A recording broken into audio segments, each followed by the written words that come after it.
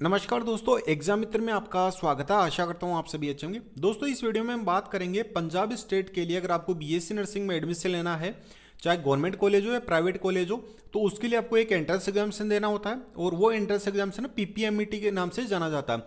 हर एक स्टेट में स्टेट की तरफ से चाहे गवर्नमेंट कॉलेज हो या प्राइवेट कॉलेज हो, उसमें एडमिशन लेने के लिए आपको एंट्रेंस एग्जामिनेशन देना जरूरी होता है। तो उसी तरीके से पंजाब स्टेट के लिए BAPOHS Baba Farid university of health science की तरफ से पीपीएमईटी का एंट्रेंस एग्जामिनेशन लिया जाता है और उस एंट्रेंस एग्जामिनेशन में आपके स्कोर के बेसिस पे आपकी काउंसलिंग होती है और काउंसलिंग के बाद में आपको गवर्नमेंट कॉलेज है या प्राइवेट कॉलेज है वो आपको अलॉट किया जाता है।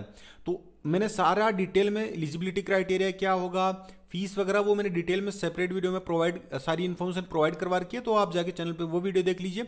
इस वीडियो में हम बात करेंगे कि आपका जो पीपीएमईटी का एंट्रेंस एग्जामिनेशन होगा उसके लिए आपका एग्जाम पैटर्न क्या रहेगा, साथ ही आपका सिलेबस क्या रहने वाला है, और सबसे मोस्ट इंपॉर्टेंट कि आपको कम समय में अगर आपको अपना एडमिशन कंफर्म करना है, अपने लिए अच्छा स्कोर गेन करना है, तो आपको कौन सी बुक्स को फॉलो करना है, सारी जानकारी आपको इस वीडियो में मिलेगी। वीडियो को शुरू से अंत तक जरूर देखिए।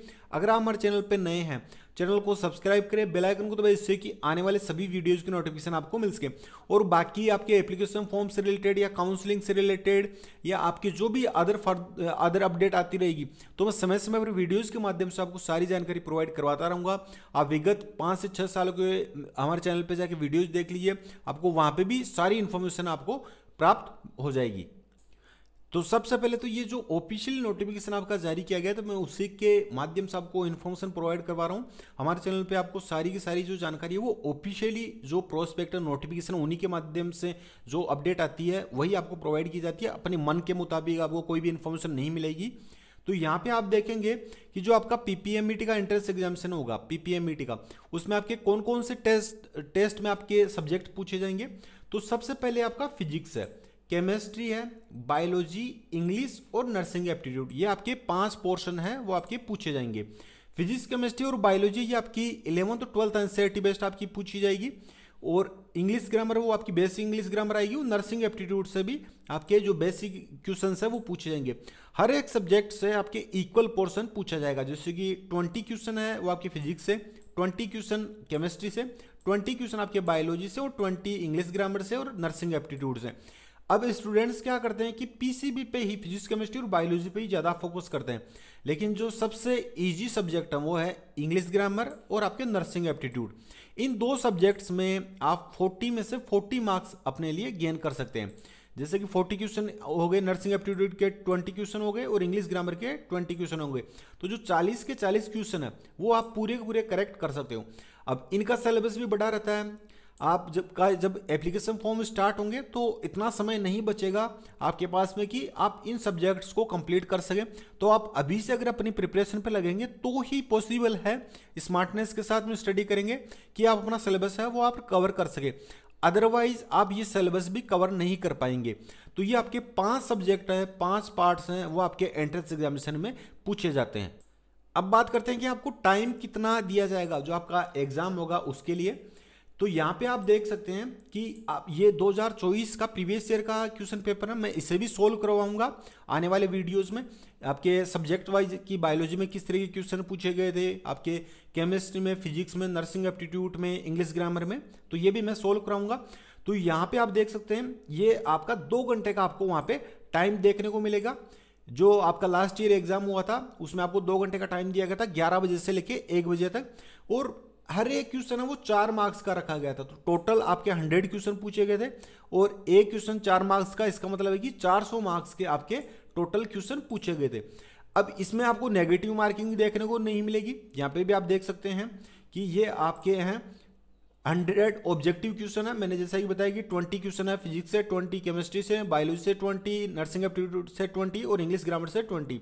तो टोटल 100 क्वेश्चन हो जाएंगे, हर एक क्वेश्चन 4 मार्क्स का, तो 400 मार्क्स के हो जाएंगे।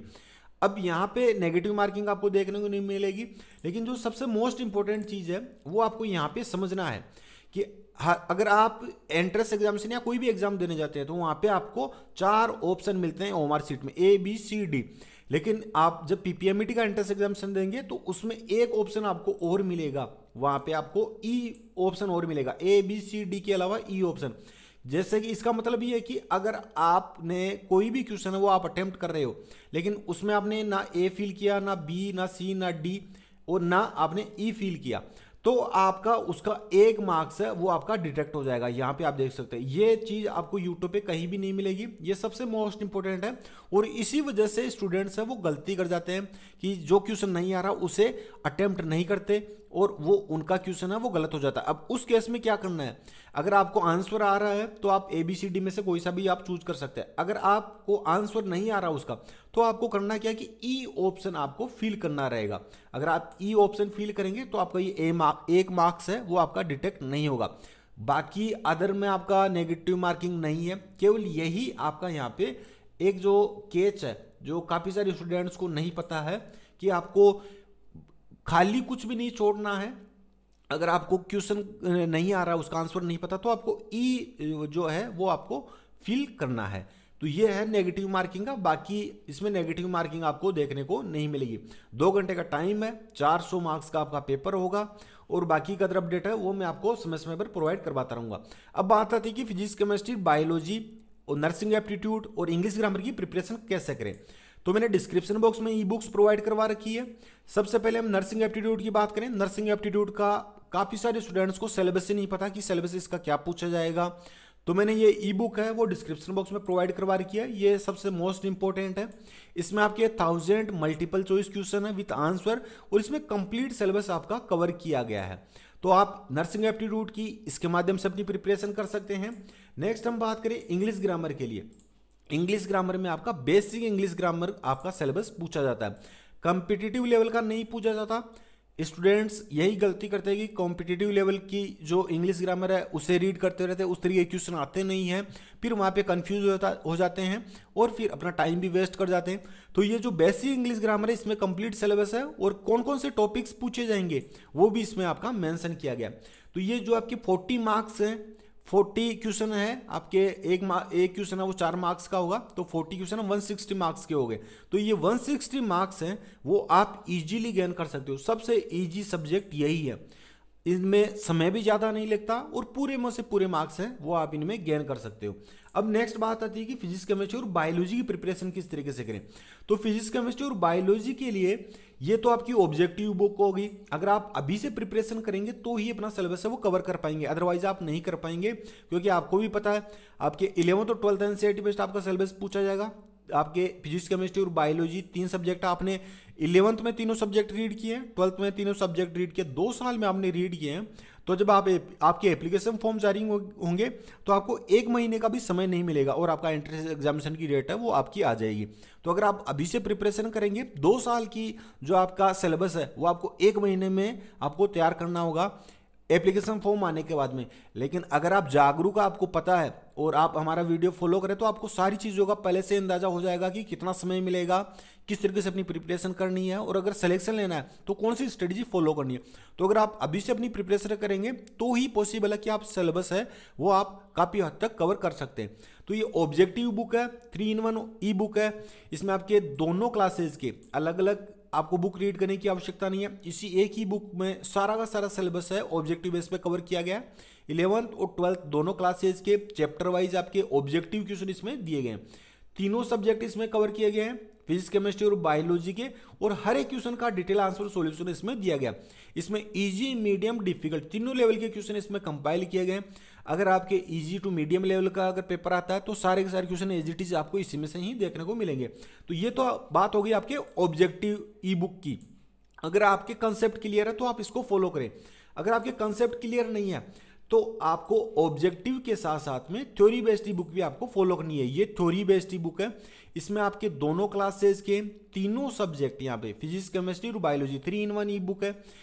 सारा का सारा सिलेबस इसमें थ्योरी बेस्ड में कवर किया गया। अब आपको स्ट्रेटजी क्या फॉलो करनी है, इसमें से आपको एक चैप्टर रीड करना है। इसमें से आपने जैसे कि बायोलॉजी का एक चैप्टर लिया 11th का, अब तुरंत उसकी आपको क्वेश्चन प्रैक्टिस करनी है। तो आपको ये ऑब्जेक्टिव बुक है, इसमें जाके आपको सारे क्वेश्चंस के जो इजी, मीडियम, डिफिकल्ट तीनों लेवल के क्वेश्चन इसमें मिलेंगे। तो आपको यहाँ पे जाके अपनी क्वेश्चन प्रैक्टिस करनी है। अगर आप ये स्ट्रेटजी अपनाते हो तो मैं 100% आपको श्योरिटी के साथ कहता हूँ कि इससे बाहर आपका एक भी क्वेश्चन नहीं आएगा। विगत वर्षों में जिन स्टूडेंट्स हैं हमारी बुक्स को अच्छे से फॉलो किया है वो ऑलरेडी गवर्नमेंट कॉलेज में अपने बीएससी नर्सिंग का कोर्स कंप्लीट करके और कॉम्पिटिटिव एग्जाम क्लियर करके कहीं ना कहीं गवर्नमेंट जॉब कर रहे हैं गवर्नमेंट हॉस्पिटल्स में। तो आपको भी ये स्ट्रेटेजी फॉलो करनी है। बाकी आप समझदार हो कि आपको कौन सी बुक्स फॉलो करनी है, क्या पढ़ना है, किस समय पे पढ़ना है, ये आप सारी चीज़ें जानते हो। अब इनको आप अवेल किस तरीके से कर सकते हैं, चाहे आप नर्सिंग एप्टीट्यूड की बुक हो या आपकी BSc nursing basic English grammar की हो, ऑब्जेक्टिव बुक हो या आपकी थ्योरी बेस्ड बुक हो, सभी की प्रोसेस बिल्कुल सेम है। आपको जो डिस्क्रिप्शन बॉक्स में लिंक दिया गया है उस पर आप क्लिक करेंगे तो इस तरीके से इंटरफेस आएगा। अब यहाँ पे आपको बाय नाउ पे क्लिक कर देना है। अब जैसे ही बाय नाउ पे क्लिक करेंगे तो यहाँ पे अपनी डिटेल्स फिल करनी है। डिटेल्स अपना फर्स्ट नेम, अपना लास्ट नेम, अपनी एक्टिव ईमेल आईडी, ये डिटेल बिल्कुल करेक्ट होनी चाहिए। ईमेल आईडी आपकी बिल्कुल करेक्ट होनी चाहिए जिसके आपके पास में पासवर्ड हो। यहाँ अपने कॉन्टेक्ट डिटेल फिल करना, फिर रिव्यू एंड पे पे आपको क्लिक कर देना है। अब जैसे ही रिव्यू एंड पे पे क्लिक करेंगे इस तरीके से इंटरफेस आपके सामने शो हो जाएगा। यहाँ पे आप देख सकते हैं जैसे कि आप ये बीएससी नर्सिंग के लिए भी इंपॉर्टेंट है, पैरामेडिकल के लिए भी, और जो भी आपके अदर स्टेट के एंट्रेंस एग्जामिनेशन होते हैं इसमें आपके फिजिक्स, केमिस्ट्री, बायोलॉजी 11th और 12th एनसीईआरटी बेस्ड आपका सिलेबस पूछा जाता है, तो वो भी आपका इसमें कवर होता है सारा का सारा सिलेबस। एक ही ई बुक से आप, ये थ्योरी बेस्ड ई बुक है और ऑब्जेक्टिव बुक भी अलग मैंने सेपरेट लिंक दे रखा, आप इनके माध्यम से आप मल्टीपल एंट्रेंस एग्जामिनेशन के लिए अपनी प्रिपरेशन है वो कर सकते हैं। अब आपको करना क्या है कि यहाँ पे मेक पेमेंट पे आपको क्लिक करना है। अब जैसे ही मेक पेमेंट पे आप क्लिक करेंगे तो यहाँ पे सारे के सारे पेमेंट ऑप्शन अवेलेबल करवा रखे हैं। जैसे कि यूपीआई मेथड से आप पेमेंट कर सकते हैं, फोन पे, गूगल पे, अमेजन पे, भीम यूपीआई, या सारे के सारे इंडिया में जो जितने पेमेंट ऑप्शन है वो सारे अवेलेबल करवा रखे हैं। क्रेडिट कार्ड, डेबिट कार्ड से अपना पेमेंट कन्फर्म कर सकते हैं, नेट बैंकिंग, वॉलेट से। अब जैसे ही आप अपना पेमेंट कन्फर्म करेंगे आपको आपकी ई बुक डाउनलोड करने का ऑप्शन वहाँ प्राप्त हो जाएगा। वहाँ से आप अपनी ई बुक को डाउनलोड कर सकते हैं। अगर बाई चांस आप वहाँ से नहीं डाउनलोड कर पाते हैं तो जो आपने अपनी ईमेल आईडी फिल की थी उस ईमेल आईडी पे भी आपको एक मेल सेंड किया जाता है और उस मेल में भी आपको आपकी ई बुक डाउनलोड करने का ऑप्शन प्राप्त होता है। तो वहाँ से भी आप अपनी ई बुक को डाउनलोड कर सकते हैं और आप अभी से ही अपनी प्रिपरेशन स्टार्ट कर दीजिए। बाद में काफ़ी समय हो जाएगा और आप साल दर साल देखते ही जा रहे हैं कि आपका जो कॉम्पिटिटिव लेवल है वो आपका इंक्रीज ही होता जा रहा है। विगत वर्षों के अगर आप हमारे चैनल पे जाके वीडियोस देखेंगे 4 से 5 साल के, तो आपको अंदाजा हो जाएगा कि पहले कितने मार्क्स पे कट ऑफ जाती थी और अब कितने मार्क्स पे आपकी कट ऑफ जा रही है। तो आप इजी ना ले और अभी से आप अपनी प्रिपरेशन है वो स्टार्ट कर दीजिए। बाकी कोई भी डाउट हो मुझे आप कमेंट बॉक्स में पूछ सकते हैं या इंस्टाग्राम पे फॉलो करके वहां से भी जानकारी ले सकते हैं। इंस्टाग्राम का लिंक मैंने डिस्क्रिप्शन बॉक्स में प्रोवाइड करवा रखा है और टेलीग्राम चैनल का लिंक भी मैंने डिस्क्रिप्शन बॉक्स में प्रोवाइड करवा रखा है। जो भी स्टूडेंट्स पीपीएमटी की प्रिपरेशन करना चाहते हैं मैं समय पर वहाँ पे नोटिफिकेशन या जो भी नोट्स हैं, क्वेश्चन पेपर वगैरह वहाँ पे अपलोड करता रहता हूँ, तो वो भी आप ज्वाइन कर लीजिए। फिलहाल के लिए इतना ही था, मिलते हैं नेक्स्ट वीडियो में। धन्यवाद, जय हिंद, जय भारत।